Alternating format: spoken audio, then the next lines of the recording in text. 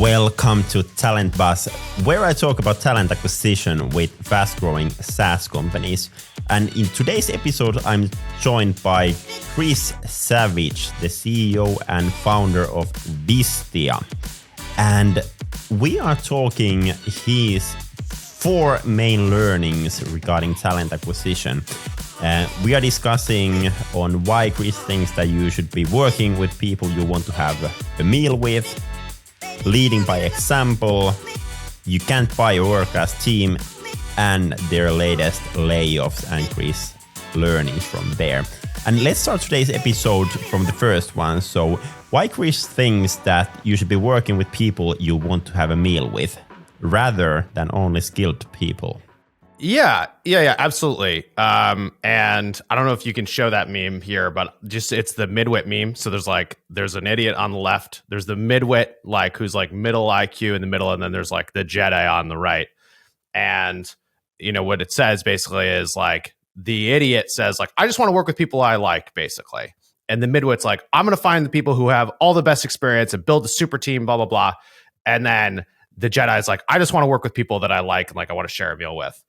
And for me, it really resonates because early on in building Wistia, early in my career, it felt like that. It's we just need to have people that we want to spend time with and we'll work together. And as we start scaling, you get all this advice and you start thinking I need to hire someone who's done this before. I need to hire someone with expertise who can come in and push us and do all these things differently. But that doesn't always work. And actually, if you have someone who has a lot of expertise, but they don't actually just get along with at a fundamental level with everyone else in your team, it doesn't work. And in fact, all these bizarre things start to happen, trust erodes. And you think you're paying up for talent, and actually what you're doing is you're hurting the ability, the cohesiveness, the happiness, the trust level, all these things that come from a team that want to spend time together. And so it took me a long time to realize actually the Jedi level of team building is hiring people who, have the right complementary skills. Maybe they've done something before, or they're on the growth path to do it. They're growing really quickly. And you actually want to spend time with them. And if you can get to that level, if you can trust yourself, which I think means someone gets through the interview process and they check every box. And then when they're spending time with people, you just get a funny feeling we can't work well together, then they're the wrong person. And I just also want to flag, people will talk about how does this impact diversity, right? Because don't just hire people who are like you. And I 100% agree with that. We've worked incredibly hard to build a diverse and inclusive team at Wistia, and we get huge benefits from it all the time. But there's enough people out there that you can diversify and have people that are very different than you that you really like to spend time with. And I just think prioritizing that is something that's really important that people forget to do, and they get confused, especially if they're trying to move really quickly and they don't make those hard calls, and ultimately they erode trust, they erode their ability to have a strong team. Totally agree on that one. But one thing that I've noticed both at work but as outside of work as well. So imagine the situation, you meet up with new people or new person, and you have few discussion with that person, and you kind of like the person, and it feels kind of good to hang out together and so forth. But after a while, after you have met them, let's say 10 times or 15 times, whether it's work, friends, dating, then you kind of figure out hey, actually, maybe I don't like this person.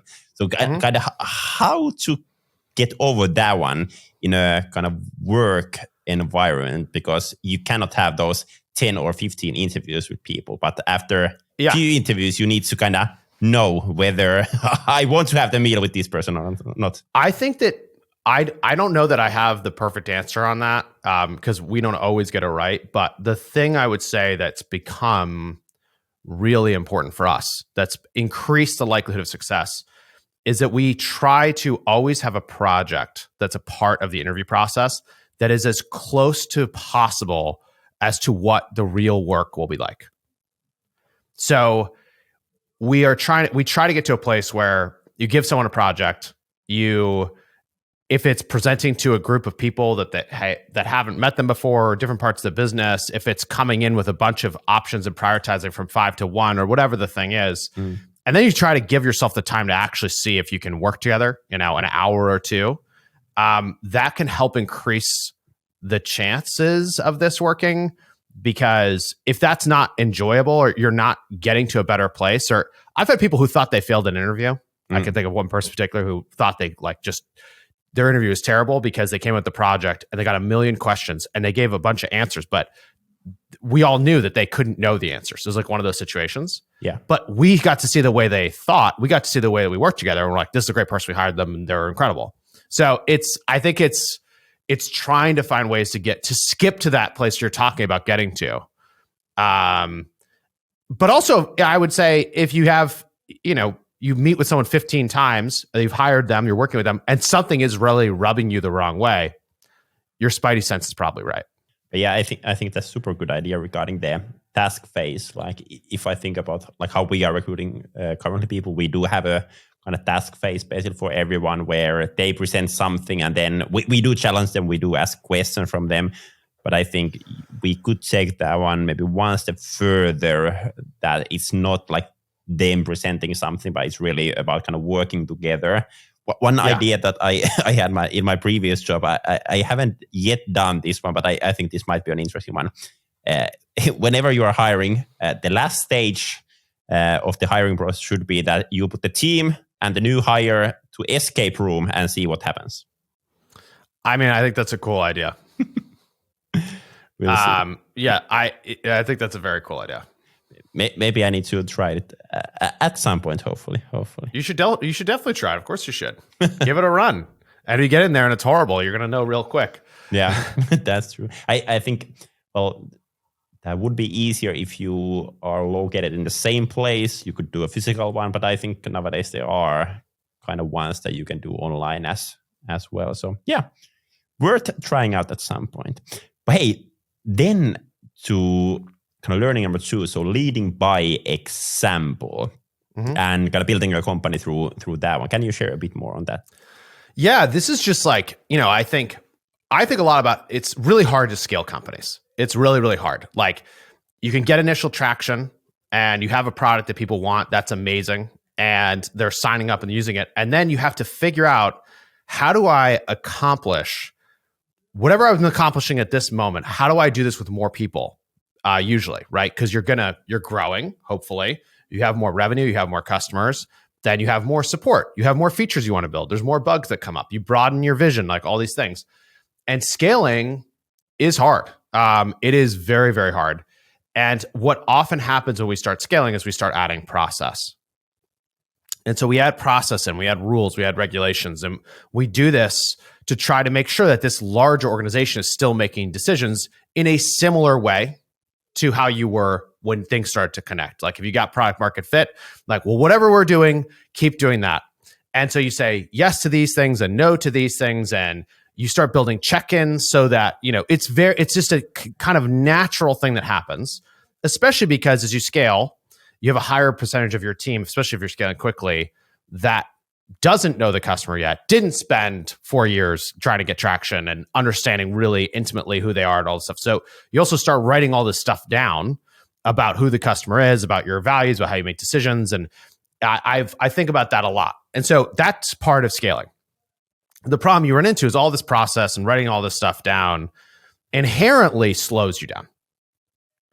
And process becomes the solution to everything. It's like, that is a very, very common trap. It certainly happened to us at Wistia, but having talked to many friends in similar spots, like it happens to everybody. It's just a natural thing.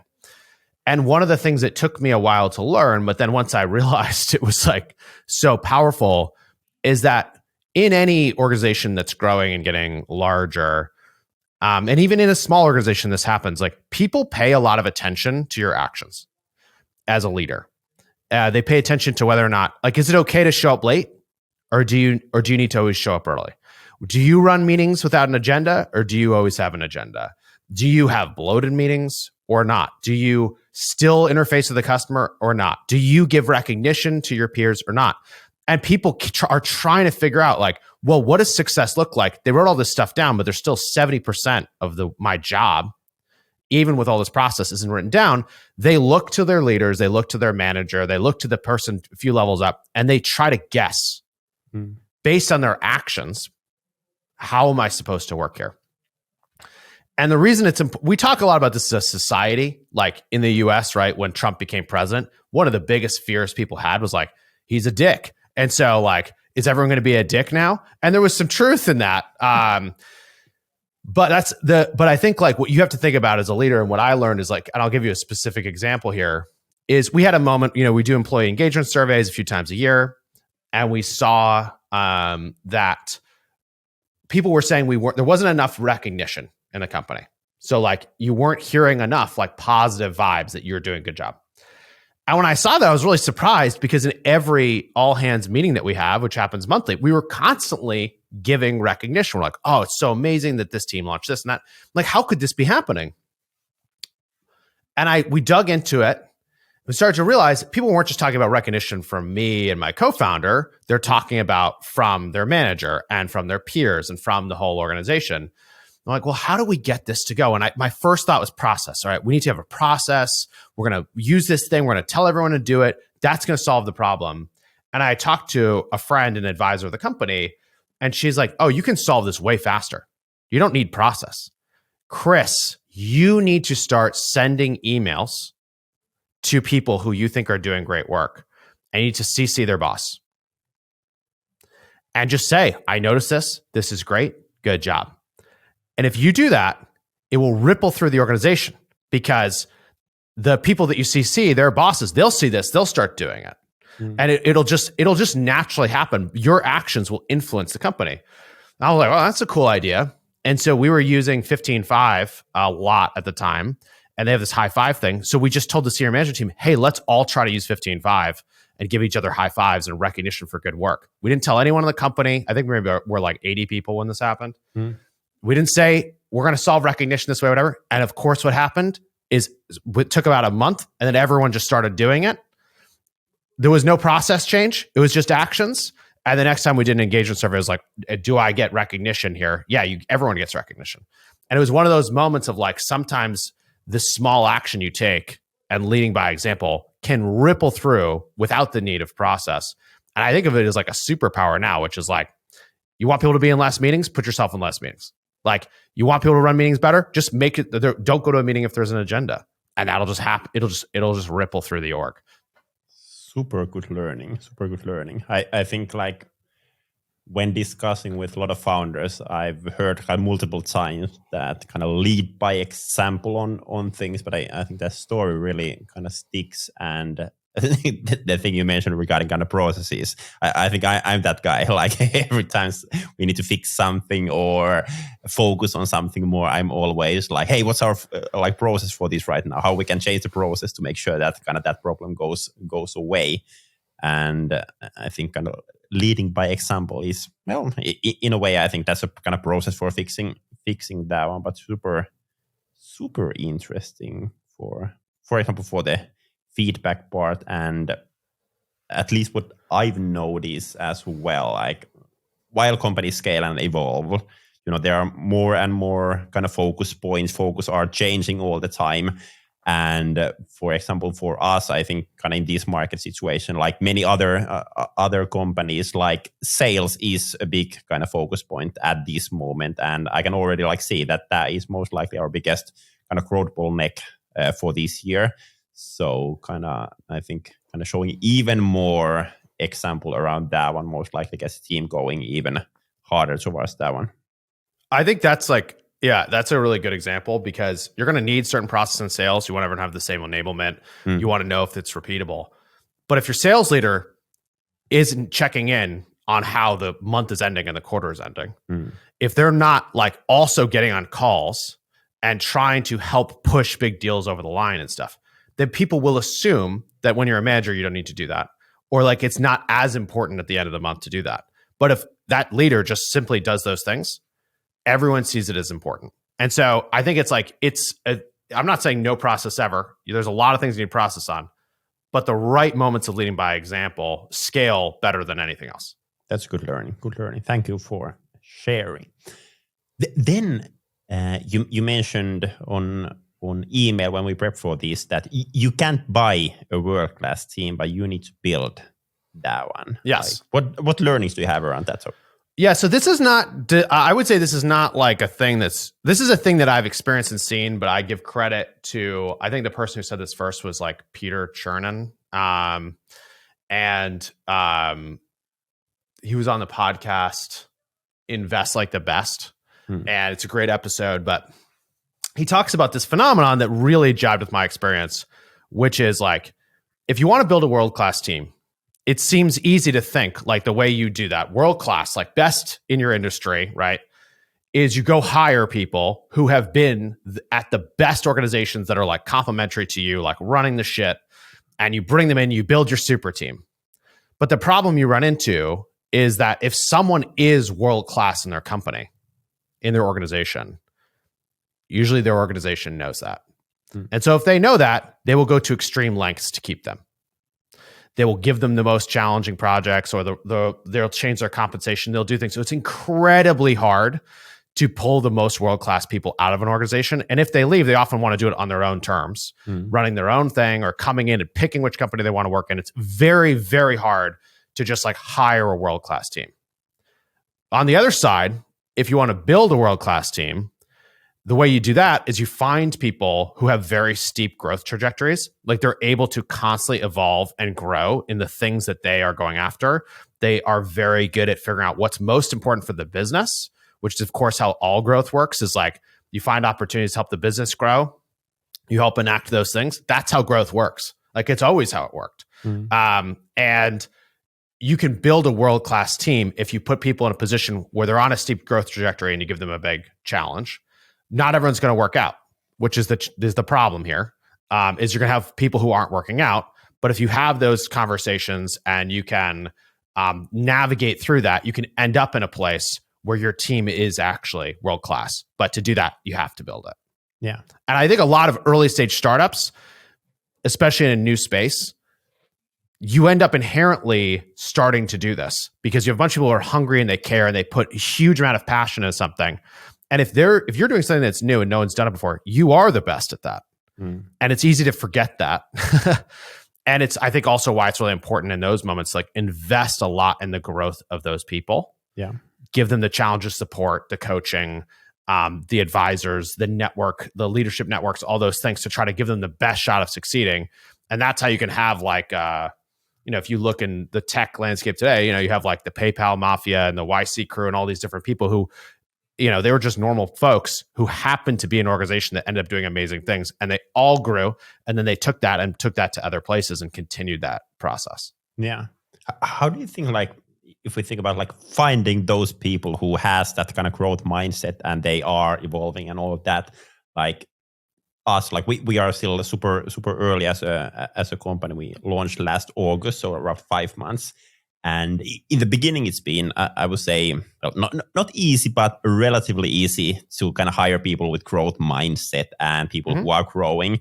Because, like, I think no one's that crazy to join a startup where the risk is big. You can pay like super high salaries on anything like that. And because the reason why they join is that they want to grow. They've been growing. They want to grow even more. But like, I'm thinking like now it's easy, but what happens in, let's say, within a year when we are not in that stage, but we are basically on the next stage of growth? Like, how to still find those people who have that mindset? I think it's that is the question. I don't pretend to have like the perfect answer on this, but I think if you're asking yourself that question and you're looking for people who have a growth mindset, you're going to be a little afraid sometimes when you're hiring them. Like, what if they need to grow faster than us, And that's good, because if you have a bunch of people who are charging forward and they're basically like learning machines, like they're just constantly learning. And that also means they're very honest about what they know and they don't know, but they have a care, like they care and they believe in whatever it is you're trying to accomplish. That increases the chances of it working out. And I think another thing that I would say is like a lot of people think growth just means, if you're, how many people are you guys now? We are 5 people. 5. So when you're 15, I don't know what the 5 think, but do they think they're going to be managing the 15? And then when you're 15 people and you become 60, do the people who are the core 15, do they think they're all going to be managing people? Because the problem you're going to run into is that management is an incredibly different discipline. And then being an individual contributor, they're both incredibly valuable. And you need to have people scaling on both trajectories. Some people are what you want for them as an IC is like they become the world-class person at the thing, internally and externally. And that person should have a lot of sway. They should be a leader in the organization, even though they're not managing a team. And you'll find other people who are incredible managers. They help people grow really quickly. They're super, super good at the planning and stuff you're going to have to do to coordinate across like the organization. And I think trying to be honest about that up front will also increase the likelihood of success, like as you're adding people to the team. So yeah, it's very much like you're looking for people who I think like they do things as a hobby because they can't stop themselves, because they think it's fun. Like if you were building an AI company today and you hired someone who wasn't playing with all these free AI tools that are out there, that would be insane. That would be an enormous red flag and a mistake. If you have to convince someone that's cool, if you're trying to build an AI company, you've got a problem. And so that's the current example, but I would just be like, what are the things that they're passionate about and how do they lean into, how do they align rather to the business you're trying to build? That's a good tip and a great example regarding the AI, something that I've been playing around in the last few months as well, a lot, like how that is kind of changing talent acquisition industry and so forth. But hey, one big question. So as a lot of companies, you as well had some layoffs in the past. Like when was it exactly that you had the layoffs? It was in November of last year. Yeah. Yeah. And you laid off roughly like 20% of your people. So can you share kind of some learnings around that one? I think this is a super interesting topic. You see that all around the news, but I feel like we never hear the real stories. Yeah. So I think, first of all, I this is obviously a topic that I want to talk about. I want to be wary of like the people who are impacted and who are no longer at Wistia, and also the people who are still at Wistia. Because I think one of the things, so I'll say that my like takeaway from this, or some of my takeaways that I have today, 2 months after this happened, were that like layoffs suck. They're terrible. Like it was like my worst day in 16 years was the day. I'm not sure if it was the day we actually had to do the layoffs or the day we had to decide to do it, but it was one of those two were both up there. And I think it's like, it hits you in ways that you don't expect. So you think it's obviously going to be painful to tell people they no longer have a job. But also like how much of a surprise is it versus not? Like the momentum we have had in the last year has been incredible from like a product side. But we saw things shifting in the market that were like, hey, if this stuff really, like if we end up in a real recession and we don't, I hope it doesn't happen, to be really clear. But if it does happen, we're big enough. It's gonna hit us. We're seeing signals, and we don't act early, then it's going to be terrible for everybody involved. And if you act early and we're wrong, well, that's okay. The company's going to have to go through this painful moment, and it's still, I mean, honestly, still painful. I think it's in fact affected me in ways I didn't expect my decision making. But if we were wrong, then those people are still going to go find jobs who were impacted. They're going to be okay. Like it's a company. We're going to be okay. If we're right that there's a big problem coming and we don't act early, then it's going to be way more painful later. Because like if we have a bunch of big customers who disappear or what have you, and we're relying on that revenue because we are an independent business, we've never raised venture capital, we're going to be facing decisions where like you can't take care of the folks who are leaving, like in the way you want to if you wait too long. And so it was one of those things that was like really, really hard, especially for someone. We've talked a lot about growth mindset. With a growth mindset, we've never I've never not woken up and thought, I want to take on more. I want to go bigger. I want to try more things. And it's a weird headspace to put yourself into. And, I would say the last trade-off that was really tough one is when we realized we thought we would need to act, we decided to opt for speed. And so it was 2.5 weeks from when we made the decision to when the layoffs happened. But what that meant for the company is that, we made the decision, we weren't going to tell everyone, hey, there could be layoffs, and the next week give them layoffs. That seemed like that was actually going to create a huge amount of stress. And what we needed was the people to help us figure out, like, how should we actually do this? And so instead, it was one of those things where it was like a Thursday morning. We did an all company meeting. My co-founder and I told everyone what was going to happen. Today's going to be a terrible day. This is like some of the details of why this is. And then we had it orchestrated so that within an hour, everyone had talked to their manager and everyone knew if they'd been impacted or not. So we opted for that. And then we said, all right, now we're going to focus on the people who have left.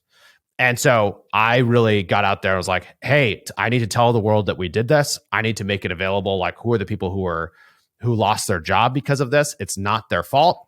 They're amazing people. We hired them because they're amazing people. Try to help them find jobs quickly. And then we said, okay, we get back to the business after that and try to start to recover from this. And I do think it's one of those things, talk about action versus words we were talking about before. The only thing that can get you through a thing like this is continuing to lead with your actions and showing up and being honest about how things are going and bringing people in and talking about the hard stuff, but also talking about the stuff that's working.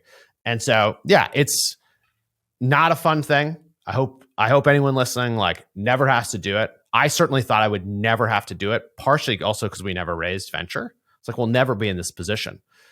But seeing it was basically seeing these signals that were concerning enough that were like, well, we have to act. We have to act quickly. We could be wrong, but it's better to act quickly, be wrong, and take care of folks than to wait and not. And that's a wrap for today's episode. Thank you so much for listening. Hopefully you got a lot of good ideas about SaaS talent acquisition. If you enjoyed the episode, feel free to share it on your social so others can hear it too. And if you have a topic in mind that you would like me to cover in this podcast, share it with me as well. I'm Samuli, CEO and co-founder in TalentBee, where we help fast-growing SaaS companies in their talent acquisition. Make sure to follow us, make sure to follow this podcast, and have an awesome week. Bye-bye.